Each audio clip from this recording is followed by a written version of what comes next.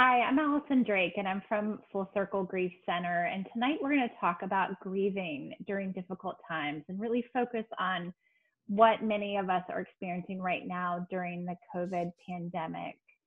So I'm going to share my screen. And before I do that, I just wanted to thank Revly for having me here tonight to talk about such an important topic. Let me get my slideshow started.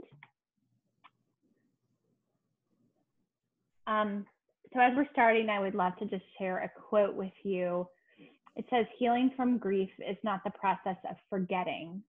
It is the process of remembering with less pain and more joy." So that's really what grief work is doing the work, working through your feelings, your thoughts, your emotions, questions that you have, to get yourself to a point where you're able to remember your loved one with less pain and more joy. For anybody that's been through the grief process, you know that it's not something that you heal from.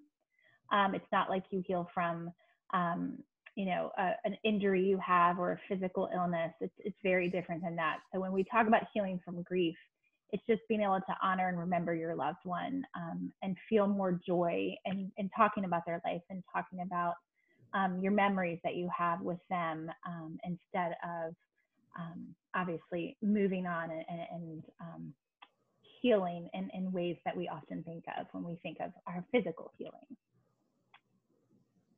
So just to start us off by defining grief, it's the official definition for it is deep and painful emotions that we experience because of a loss. And I just want to go through a few bullets just to get us started in this conversation this evening. Is remembering that grief is different for everyone. I heard a quote once that said, "Everybody's grief is as different as their fingerprint." So when you're grieving as a family, when you're grieving as a group of friends, when you're grieving, whether it's a church community or a school community, everybody's grief is different. So if you're a parent, you may be watching your children go through grief and know that they're grieving in a very, very different way. Or if you're part of a couple, you may be grieving one way and your partner, your spouse is grieving a very, very different way. And so there's no right or wrong way to grieve, and it's different for everyone. And it's a very, very high stressor. Grief is something that can take a toll on us physically, mentally, emotionally, and even spiritually. It can definitely overwhelm us at times and cause us to question relationships or ways that we thought that the world worked, or it can make us question ourselves spiritually. It is a very high stressor. And when you look at times like that we're going through right now, with the COVID pandemic, there's so many other stressors that are going on in our lives right now, whether for some people it can be loss of income, it's obviously can be fear of the unknown, uncertainty, isolation, quarantine, it's so many different things that can be stressing us. And then when you go through a grief experience right now, whether it's the death of a loved one because of COVID or the death of a loved one because of another circumstance, it is really, your grief can be escalated at this time because of so many different things that we already are stressing about and we already are overwhelmed about. It can be such a high stressor. I'm going to talk a little bit more about why this period of time is such an intense, high stressful situation and can cause our grief to really be exacerbated. Grief takes a long time. Often we are told by people, "Oh, just get through the first year, just get through the first birthdays and the first holidays and the first, anniversaries," or whatever it may be. And anyone that's been through grief really understands that it takes a long time. People that I work with at Full Circle often tell me that it gets easier. It gets to be less of a feeling of heaviness. It gets to be definitely, as you move along in your grief, you have joy again, you have happy times again. But grief is something that, does not go away. Another quote to share is, "Grief is often the price that we pay for love." So you loved somebody you're going to grieve them for a long, long time because your love does not go away. The research shows too, if you have children that are in your family or that you are supporting, a recent research study that's come out from Harvard Medical School talks about how children, often the second year, is more of a struggle for them in terms of emotionally, and the burden that grief that they carry with about their grief. And so just, keeping in mind as we're working with children or supporting children that it often is that second year that is really, really troubling and hard for them. Grief is an emotional roller coaster. So you can be triggered by a lot of different things. So you could wake up one morning and say, gosh, I feel a little bit better today. And then as your day goes on, you could hear a song, or you smell a smell, or something happens that you can't even explain. And you could be really struggling with your grief, and then later on feel a little bit better. So it is a serious emotional roller coaster. And it obviously returns on holidays, anniversaries, birthdays, special events. And we, obviously we're not talking tonight about ways to honor and remember your loved one, that specific topic, but on our website, which is fullcirclegc.org, we have tons of articles and different ideas of ways to honor and remember loved ones on special holidays. So we can make them part of the celebration, even if they're not physically there. We have a lot of ideas that we can share that are really important to make sure that you stay connected with your loved one on these special events, to make them a part of it, make their memory part of it. So I wanted to show you this slide. It just talks about the manifestations of grief. Often I think when you're starting to grieve and you're going through the grieving process, often you're shocked at how physically demanding grief is. The exhaustion, the insomnia, or the wanting to sleep all the time, or a lot of people that I work with talk about that oversensitivity, that overstimulation to noise, or you go somewhere, the grocery store, and sometimes it's just too loud, or there's too many people there, or these different physical manifestations of grief. Obviously the cognitive and the emotional manifestations of grief, but they're listed here just to give you some ideas of that. Really, what I hear a lot from people, that they're shocked at their inability to concentrate, their inability to think clearly, remember why they walked in a room, keep their concentration at work, keep their concentration at school. It just takes such a toll on you cognitively and emotionally, that often it's hard, with that lack of concentration and the inability to focus. And again, we're often forced to go back to work quickly, or to go back to school quickly after a loss. And it's hard to function, and it's challenging often cognitively to get through your day and the normal tasks that you were used to doing with ease when you're grieving. So just be mindful of that, and making sure that you're taking care of yourself and giving yourself breaks. And then obviously behavioral things that we think about, and your relationships can change, or it's hard for you to be with a lot of people at one time, or you feel like that you may be withdrawing from friends because you're trying to just work through your grief. So just understanding that these can be the effects that grief have on your day-to-day life. So I really like this slide. It talks about the stages of grief, and how I know many of you have heard of stages of grief with Kubler-Ross, and different tasks of grief that you may have read about. And a lot of us want this straight line, that it's kind of like you go through this and you check off. I've gone through my anger phase. I've gone through my denial phase. I've gone through my shock and the numbness and all of that. And then you kind of think, okay, I'm just going to go through that, and then get to the point where grief is a little easier. But if you've been through grief and you've walked the walk of grief, you understand that it's often just this squiggly line, this thing that it's just sometimes chaos and sometimes a mess. And so just being understanding and patient with yourself, that is very, very normal. So I'm going to talk a little bit about grieving during uncertain times.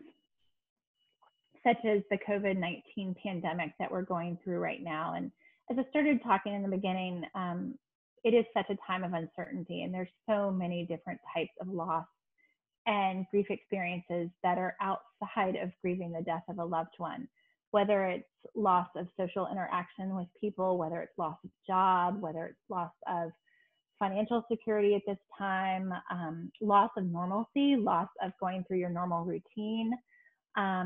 There's just, and I just named a few. There's so many different types of grief experiences that we're going through right now, and different types of loss that we're feeling that can impact and make our grief and so much more intense.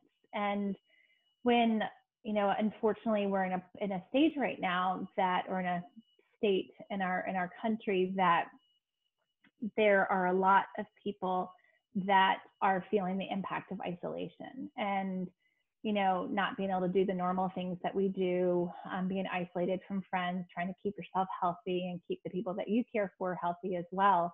And that impact of isolation is hard to manage day to day. And then when you're grieving, whether it's a fresh grief experience or it's a grief experience that happened many, many months ago, even years ago, that impact of isolation can really cause the powerful feelings and emotions of our grief to either return or be intensified because you are so isolated.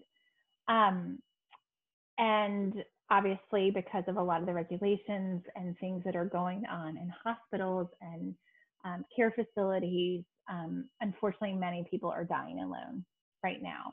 And that's not how many of us envision going through the death or the dying process with our loved ones. Many of us want to be there. We want to be by their side. We want to talk. We want to have those last moments with our loved one and have them not die alone.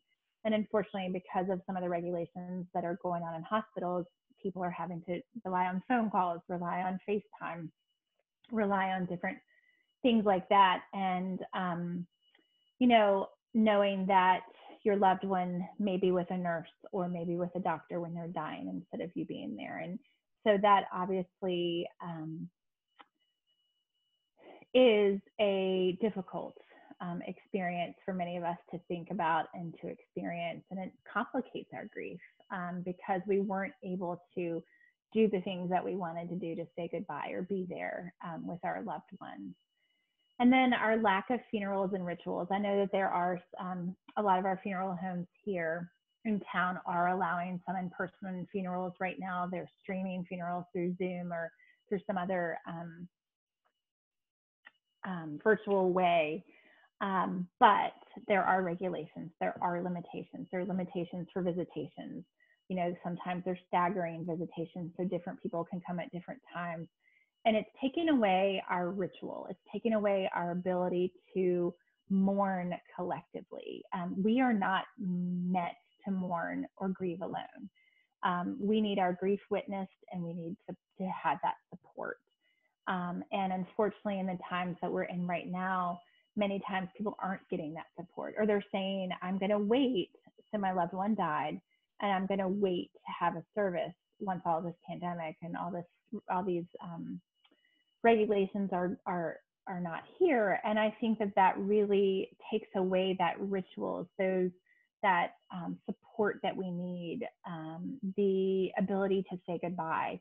It doesn't allow us to practice these things that are healing to us when someone dies. And I've taken part in a lot of workshops virtually recently with bereavement experts across the country that are talking about what's that impact that that's gonna have on us as a society of our collective grief, not being able to attend funerals and mourn and have those rituals and the spiritual support that we need when we're grieving. So that's a really important piece that we're losing right now.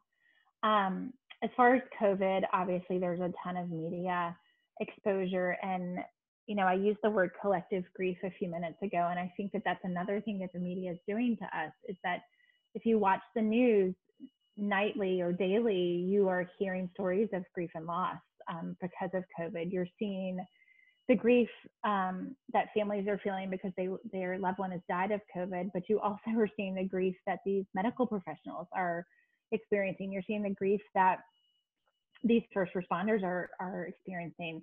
And even if we don't know somebody, we can still grieve them. And that's part of what our media is doing, and the media exposure right now is it's causing this collective grief across our country, for mourning for people that are losing their lives to COVID, even if we didn't know them. So what that does is if you are already grieving and then you're hearing the stories and you're taking on that grief of our country, then that's going to intensify your grief response and your grief reactions. And there is, unfortunately, there is, for some people, are experiencing a stigma that is associated with their loved ones dying of COVID. So, you know, I'm hearing stories from individuals of their loved ones have died from COVID, and so nobody wants to be around them because they're scared they're going to get COVID from them. You know, they're not there to support them. People aren't doing the normal things they do, like bringing meals and obviously being there for support, but also asking tons of questions about how did your loved one get it and what were their signs and what were their symptoms, because it's a disease that we don't have a ton of knowledge about right now. And so unfortunately, people that are experiencing it and losing their loved ones to it are also experiencing a ton of questions and a ton of things like that. So, and again, all of these things that I'm talking about right now in terms of experiencing a great amount of loss, collective loss, isolation, the impact of it, our lack of funerals and rituals, that's for any of us that are experiencing the death of a loved one. It doesn't mean that their loved one's death has to be because of COVID. It's, unfortunately, I myself personally have had a handful of friends and a handful of people in my life that have experienced the death of a loved one during this pandemic, during this stay-at-home time, and none of their loved ones died from COVID. They died from other causes, and I'm watching them try to maneuver their way through the grieving process without those normal things that we experience and that we need when we're grieving, and it's extremely challenging. So I have one more slide to show you about how to support. Oh, I'm sorry, I have this one too, in terms of families who are grieving during this pandemic can't gather with friends and family to provide one another support and care. And often these families feel isolated or alone, which may intensify their painful feelings of grief. So I just have a slide here to talk about how we as friends, family members, church community can help support people who are grieving right now when we can't do the normal things that we do, like show up with a meal or go sit with them in their house or, you know, do things like that. So I just have some slides here in terms of, you know, going back to the basics about doing personal things. So get in touch with them, reach out by video calls, text, phone, emails, let them know you're thinking of them, and do it often. You know, stay in touch, send a note or a text often, like once a week. Even put it on your calendar once a week in the coming months to let them know you're thinking of them, or share a memory of their loved one, or, you know, just send them a text that says, I'm thinking of you today. There's no need to write me back, but just know that I care about you, or whatever it may be, because those are so important in these times where people feel really, really isolated. And take that time to write that handwritten note or that handwritten card to send your sympathies. When you're talking to them, listen. During isolation, it's even more important than ever to help them, even if you can't sit with them and hold their hand or whatever, or share a meal with them. You know, talk to them, validate what they're hearing, what they're saying, let them feel understood, let them feel heard. And again, we're not able to do this a lot in our funeral rituals and our visitation and our things that we do normally around a death during this time. So it's just so important that people are given that chance to feel supported and feel heard. And then other practical things, sending electronic gift cards for a restaurant that delivers, or a chore that they need help with, like lawn care service, that's just hard for them to do. And again, maybe we would usually make a meal to take over to them, but maybe they don't feel comfortable accepting meals from people's houses. So let's give them a restaurant gift card or something like that. And then I have some other just basic things, you know, to purchase necessary items for the family, or household items that they need, things that are hard to find right now that unfortunately we need in these uncertain times, like cleaning supplies or I think that it's much easier to find toilet paper and paper towels now, but things like that, or hand sanitizer or soap, and organize friends and family members to write letters to the family, put them in a scrapbook, put them in a book of letters, something so that family knows that they're being thought of and they're cared for. Or do something like a memory book if the family is open to it. Gather some photos or some letters or something where people can talk about their loved one and you can share it with them, whether it's through a scrapbook or a slideshow online or whatever it may be.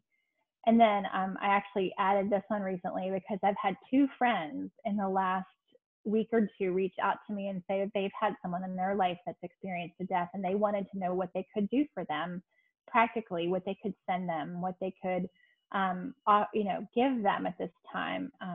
And they, because it's just such an uncertain, abnormal time. And so I suggested, send them some pampering items such as bubble bath or lotions or pajamas or a fuzzy blanket or something like that. And if it's kids involved, send them stuffed animals or books or activity books, or if many adults, a puzzle would be great right now, or games, or just simply flowers, just something to let them know that you're thinking of them, because you're not able to stop by and just sit with them and be with them. So those are my just very basic suggestions right now. So I think that is my last slide. So I will stop sharing my screen and see if Stephen has any questions for me.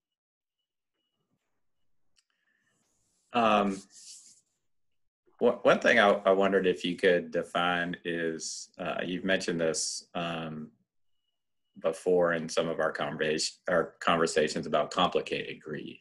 Mm-hmm. So, I mean, could you just maybe define that, and, for someone who may not process it, and then has this complicated grief, what are some of those kind of characteristics that mm-hmm. that happen?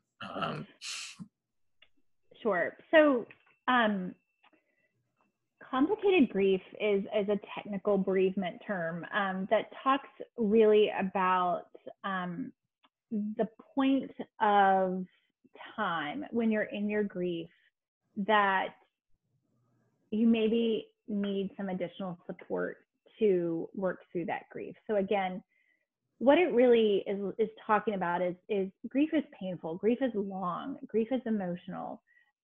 We're not talking about that at all. What we're talking about, because that is normal, and that is expected to feel. And again, some people feel that right at the beginning, some people feel it a little delayed.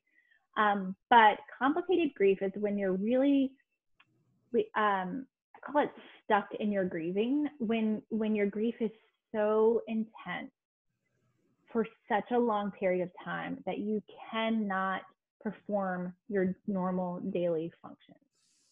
And I don't mean when you're in your early grief and it takes everything you have to get out of bed and take a shower. Like that's all you can do during the day. I'm not talking about that. I'm not talking about in your early grief when your grief has just happened.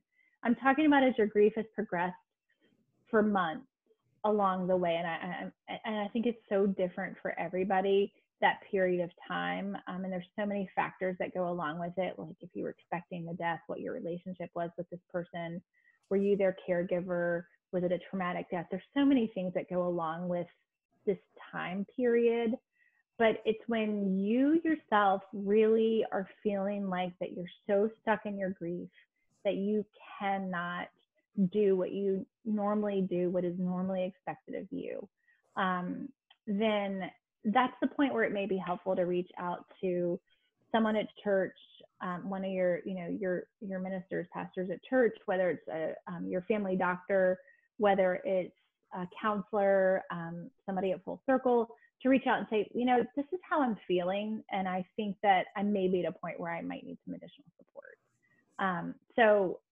it's good if you're feeling like that you're maybe too stuck, that it's good to just talk to somebody about it and see if it's something that it may help to come up with some coping skills, come up with some suggestions or ideas of how to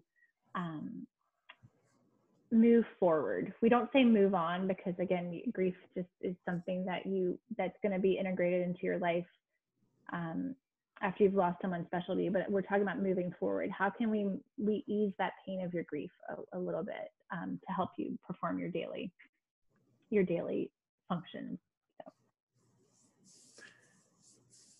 So. Thank you. Have you, Sure. One of the things that we're seeing now, or that I'm seeing now, is, people are having like graveside services, for small groups, maybe just the family. But they're still talking about doing, maybe more traditional or normal type memorial services or funerals with more people involved at your date. Have you ever seen one like a year later where someone did like a memorial service for a loved one? I mean, is that something that could still be helpful for people, or have you ever seen anything like that? Or so I think that yes, I have. A lot of times it's the times that I have seen it, it's either been because it just was somewhere family couldn't all get together at a certain time, and logistically it just kept, it was a lot longer than you expected. I think sometimes it can be financial reasons why people don't do it for later or whatever it may be. But I truly think that we are in very uncharted territory right now in terms of this time of uncertainty. I think that the reason that it's important down the road, if people still feel like they want to have that service, I think it is important because it's a way to get people together to honor and remember that person. And I think that there's power in those stories. There's power in sharing the memories. And I don't think there's any time frame for that. I'm sure, Stephen, people too that will get together every anniversary of that loved one's death and have some sort of celebration or ceremony or whatever it may be for years and years and years and years. And I think that's support. There's healing in that honoring and remembering and sharing with one another those memories. And I think that one of the biggest fears for a lot of people that are grieving is that people are going to forget their loved one. They're going to forget that person, and they're not going to tell those stories, and they're not going to remember, retell just the wonderful things about that person and the power that they had in their lives. And so I think that, no matter how long it is from that person's date of death, I think there's value in that service down the road. I think that I'm not somebody that at all ever uses the word closure. I know a lot of people is like, well, we need to have a service because we need a closure. I don't think that that's what it is at all. But I think that there's something to be said about for that person, that family, or that group of friends that are grieving so deeply. I think that there's power in being able to be together and support one another down the road, even if it's not the big celebration's not available now. So I'm a big believer in it still. So. Sarah Ann? Did we lose her? I think we lost her. Oh, there we go. Hello. I'm going to stop the recording now. But let me just say, thank you, Allison. That was really interesting, really helpful.